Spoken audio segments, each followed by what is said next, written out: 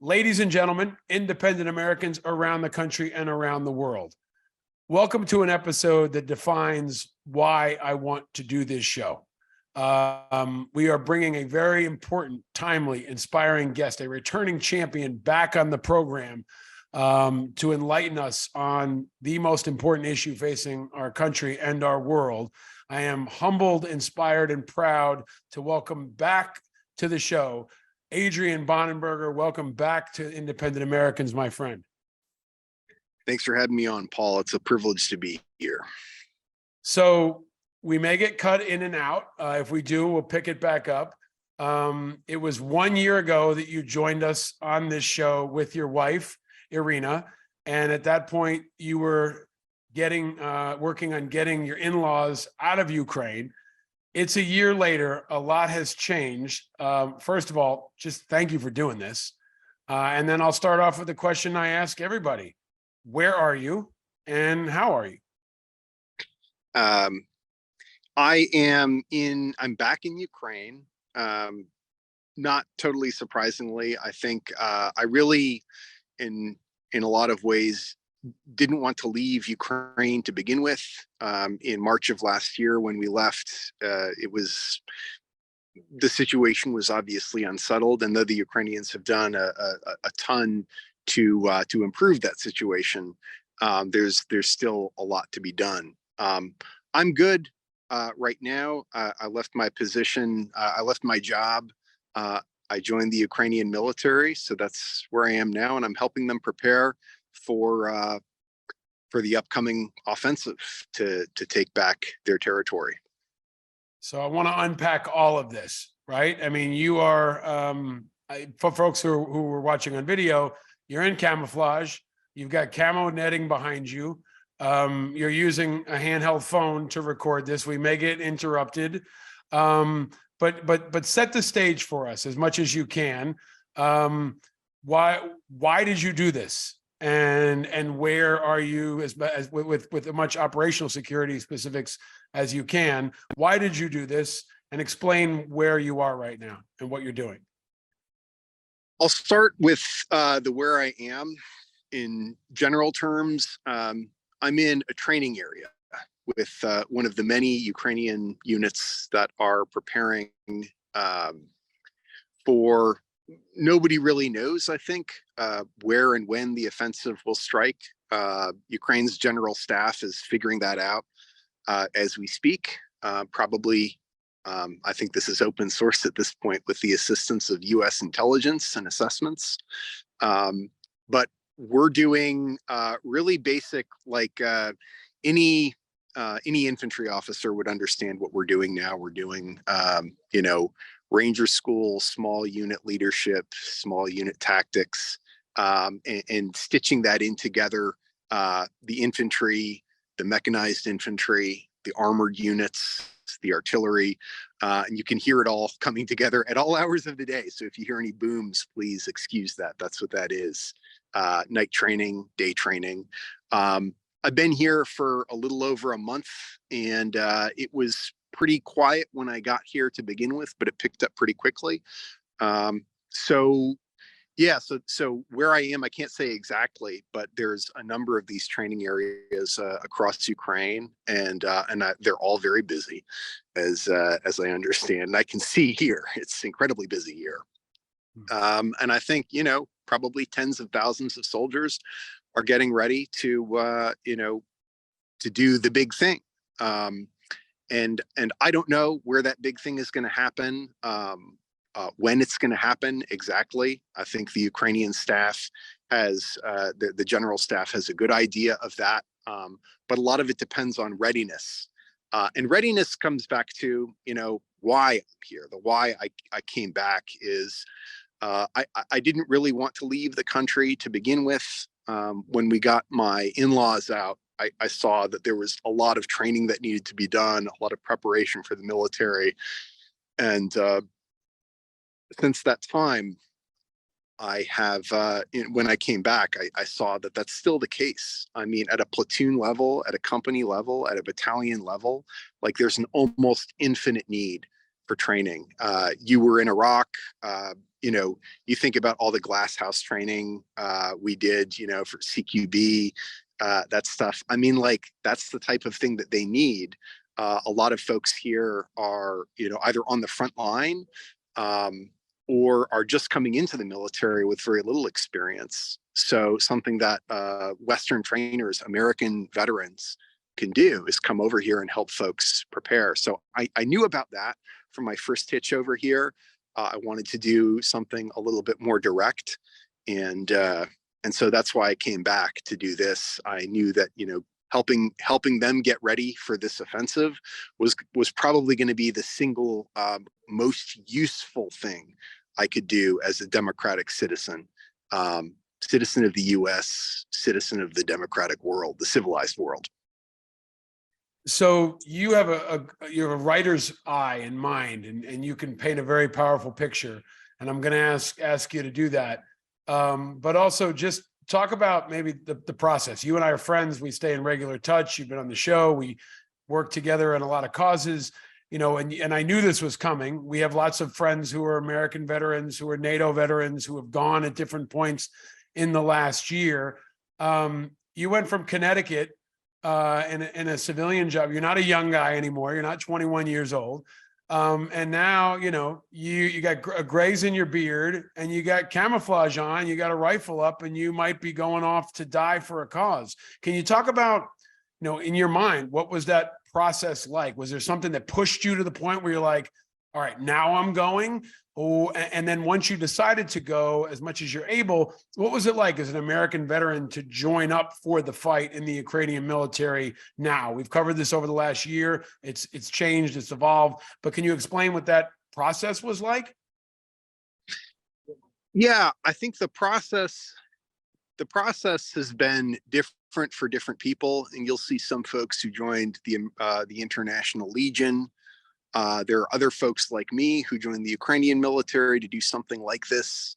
And then there are a lot of people back home who are either raising money or volunteering to help, you know, throw the product of that money into packages and ship it over. For me, I knew, you know, the U.S. invested 7 years of time in me. I went through Ranger School. I went through LURSLIC reconnaissance school. I spent time as a platoon leader and an executive officer with the 173rd Airborne. I spent time as an AS3 and then as a company commander with the 10th Mountain Division. And I think I knew what I had to offer to the Ukrainians. I didn't know exactly how that was going to be useful. Because the Ukrainian system is a bit different from the U.S. system. You have a kind of there are two parallel systems here. I don't know if you heard that, but there are two parallel. Can you pause? Tell us what did we just hear? Sort of. What was it? I don't even know. Either that was T-72 training or maybe artillery training or mortar training, but it's real close. Thank you. The type of small unit training is very close to what the Ukrainians experienced in 2014, especially the militias and the paramilitaries, and that all got wrapped into the regular military in 2015. But then what happened in 2022 was a lot of folks who had been officers in the 1990s or even the 1980s, or sergeants in the 1980s in the Red Army, the Soviet Army, got wrapped in as well. So you have two very different competing doctrines at play. And I realize this isn't going to be an exact answer to your question, but one of the great sort of challenges here is taking those two very different experiential modes and bringing them together. I've been treated extremely well. I mean, you can only join the Ukrainian military if you want to keep your citizenship. You can only join as a soldier. But I've been treated, I've been given essentially the respect, not the privileges, but the respect of an officer. So folks sort of understand that I occupy these dual roles.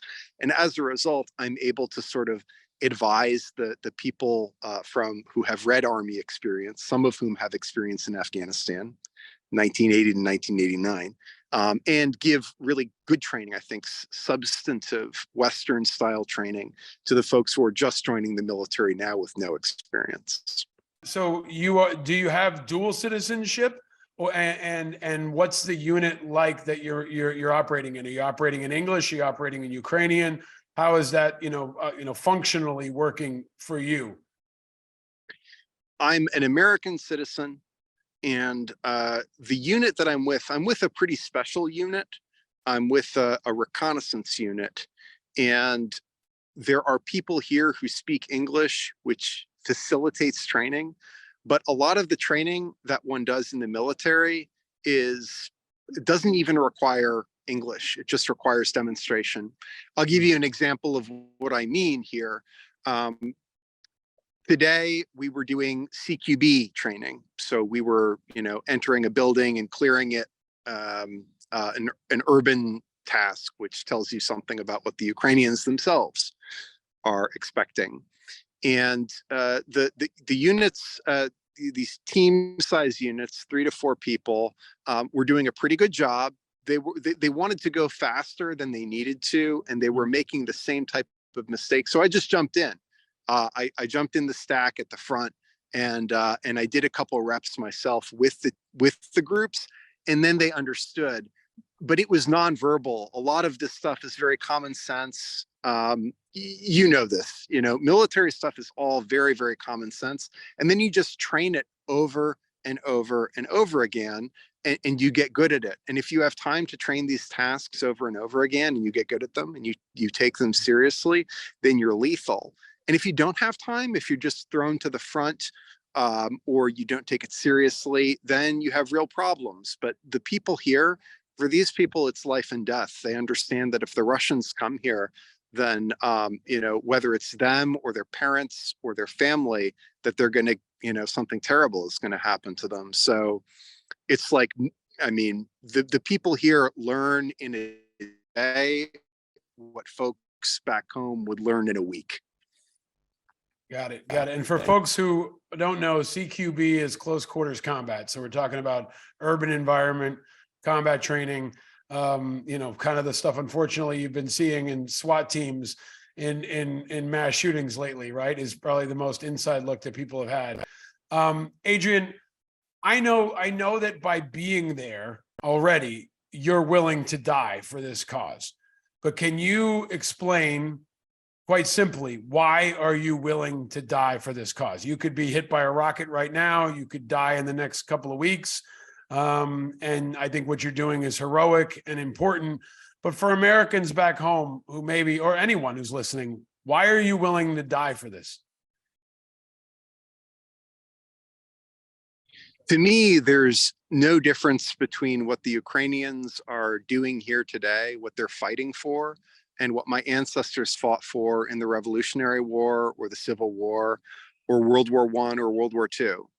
They're fighting for the right to live in a country that's free, and corruption has been minimized, and they don't have to worry about being shot or rocketed just walking down the street. So I understand too that the type of idea that has come into this country to destroy them or kill them is an idea that doesn't stop in Ukraine or Poland or Germany. It keeps going as far as it can, and left unchecked, it will come to the United States of America. So being, willing to die here is the same as being willing to die in the United States of America, which of course I am, to protect my family. How does it feel? And this is a big question. How does it feel versus how you felt when you deployed after 9/11? I don't know, but from afar, this feels like more of a pure cause than I fought for in Iraq. And I don't know how I would wrap my head around that if I were in your shoes. But can you explain how it feels to be in this fight versus the other fights you've been in the last 20 years? Certainly, that's exactly right. For me, I went to Afghanistan twice, but both times I thought I was going to Iraq.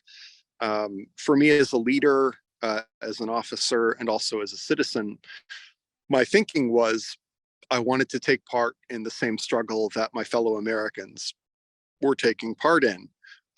Here, you don't need any rationalization whatsoever. You're just helping folks who are like you resist a tyrannical, oppressive, and genocidal regime that is bent not only on destroying, Ukraine, which is what happens to be the first and closest thing to them, but also Poland, the Baltics, Finland, Germany, and anybody else who gets in their way.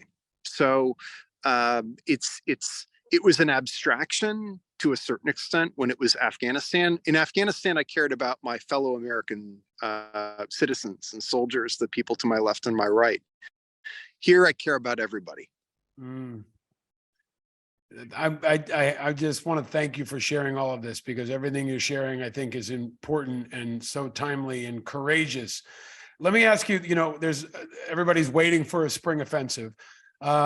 We've been talking about the infusion of American HIMARS and now the pending or actual arrival of Patriot missiles from America and Abrams tanks. I mean, when and if the Patriots hit, you're going to probably be among the first to see them. When the Abrams hit, you're going to be among the first to see them. Can you explain what that infusion of American hardware means for the Ukrainians right now? And as it seems in large part like part of the offensive is waiting for the logistical train to catch up. Is it a situation where you're looking over your shoulder and you're literally waiting for the Abrams to come rolling in? Can you explain, especially among your Ukrainian fellow soldiers, what that feeling and expectation is like?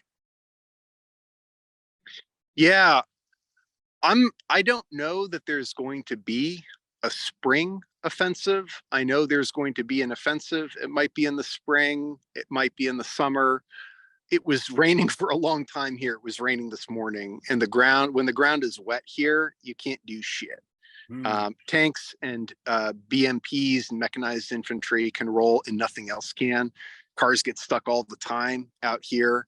So I think to a certain extent, this is dependent on the weather and the context, and the Ukrainians know this. This is their territory. I think there was an op-ed piece. Elliot Ackerman wrote an op-ed piece in Time about the importance of sending weapons to Ukraine, and he's right. I mean, we talk about this, and it's almost turned into a cliche. The importance of sending more and more capable equipment and weapons to Ukraine. I didn't even realize this until I got here, but I knew that these were competent and capable people. But if you give these folks the weapons they need to do the job, I mean, they're going to wreck house. They're training to do this. I think a lot about 1918 and how the US, the British, and the French were able to hit the weak points of the German defense, and the German fortifications in 1918. I don't think the world has ever seen a more robust, capable, in-depth defense than in 1918 on the Western Front. The Germans had that S locked tight, Yeah. But that's what we're training to do here. We're training to go through defenses. We're training to go into villages, urban areas if necessary, bypass if we can. And what will enable that to happen fluidly and with devastating effect and great violence of action is US weapons and US armament. So I think Elliot Ackerman is completely correct. If you equip these folks with what they need, then you got the soldiers here who are willing to do it. Yeah. And I want just building on that, Adrian, if I could put this video in front of every member of Congress and in front of the president who's hesitant about sending F-16s, what is your message to people about F-16s and about anything else you think you need right now as an American whose life could depend on it? My message to every American when it comes to F-16s or F-22s or satellites or just about anything you can imagine is assume that the Ukrainians are capable and competent, and can figure out how to use it faster than you can, faster than you think they can. Let's put it that way. The sooner this stuff gets here, the sooner they're going to free their territory, liberate their territory, and the sooner this war is going to be over. And frankly, that's what everybody wants here. You know, nobody wants war. Everybody wants peace. Everybody wants this thing to be settled. Probably the Russians even want it. Probably the Russians even want the Ukrainians to roll through and blitz them the hell out of Ukraine, because they've been sitting in trenches for a year waiting for somebody. Putin's not going to do it. Putin's not going to order them out. But if the Ukrainians roll through with Abrams tanks and F-16s and artillery and HIMARS and ATACMS, then they're going to have a reason to leave, and they'll leave real fast. And it's possible we could see mass defections, right? And we could see folks throwing down their arms. I mean, we've never seen them hit as hard as they could potentially be hit in this next phase. But let me ask you, you're also a student of American politics. You're a student of the American media. This is not happening in a vacuum. The public relations component of this and the political component of this is also incredibly important. Zelensky continues to galvanize support around the world. Putin tries to undermine it. And Tucker Carlson got fired. Tucker Carlson, who was talking to many Americans, in my view, in support of Putin, undermining the support for Ukraine. He's out of the picture now, or at least he's off the air for now, which means a couple million people less will hear from him. Can you react to that? Because you know the influence that Fox News and someone like Tucker Carlson can have. Can you talk about what that means for where you sit right now? People are aware of it. I've never paid too much attention to Tucker Carlson. He's always seemed like a provocateur to me. Not a very serious person, a person who, you know, like Glenn Greenwald, likes asking all of the most provocative questions, but doesn't care about the answers, which again makes them pretty lousy journalists. But the people here are aware of it. They're especially aware of the pro-Russian component. You know, this to me is an apolitical issue and always has been.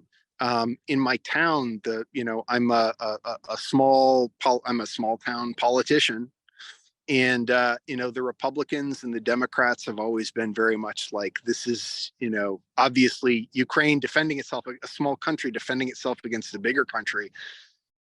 That's a no-brainer.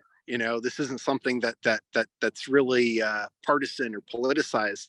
It's become politicized, I think, unfortunately, because Biden has gotten credit justifiably for supporting Ukraine, and take my hat off here as the sun goes down. Yeah. Yeah, I mean, like, it's unfortunate for Tucker Carlson, I think, for him as a person, that he has sort of gone down this very cynical rabbit hole of only ever asking questions and not standing for something. My feeling, I suspect that if you were to ask him as a person if he supports Putin and Russia or Zelensky in Ukraine, he would probably say Ukraine. But he seems compelled almost pathologically to ask questions that end up putting Ukraine in a bad light. And I don't know. I look at him and folks like him in the Republican Party, and it's like a drowning person who's coming up for air. It's like, guys, stop! You're hurting yourselves. You look terrible. You're saying dumb things. Just say normal things. To that point, Adrian, I mean, the political landscape is unfolding. DeSantis in the last 24 hours has urged a ceasefire in Ukraine, which has landed like a dud and seems tone deaf. But maybe put it, if someone said over there to the people you're with right now, hey, we want to urge a Russian ceasefire, how would they react to that? If people asked for a Russian ceasefire here, there would be one of two reactions. The first reaction which would be predicated on the ceasefire involving a complete Russian abandonment and withdrawal from all Ukrainian territories from Crimea to Lugansk, would be greeted with jubilation and a sincere willingness to negotiate in good faith for peace, both in Ukraine and in the world. If, on the other hand, that on the second hand, the call was for a ceasefire that required Ukraine to give up territories or concede territories, that would be met with appropriate levels of disgust and horror. Because how could anybody on the left, certainly, and probably even on the right, on the liberty-minded right, countenance one country taking a bite out of another country? You can't in good faith. Adrian, in your mind and with your family, how long are you preparing to be there? I'm hoping to get back pretty soon. My plan was only to help the Ukrainians prepare for this offensive. I'm doing everything that I can. They're doing everything that they can. They're getting the weapons. They're getting a lot of new weapons, but I don't know if it's enough. I hope it's enough. But that's, yeah. I don't know that I'm in good health enough to help with an offensive personally. Of course, I'd be happy to fight. But all I'm doing here at the moment is training.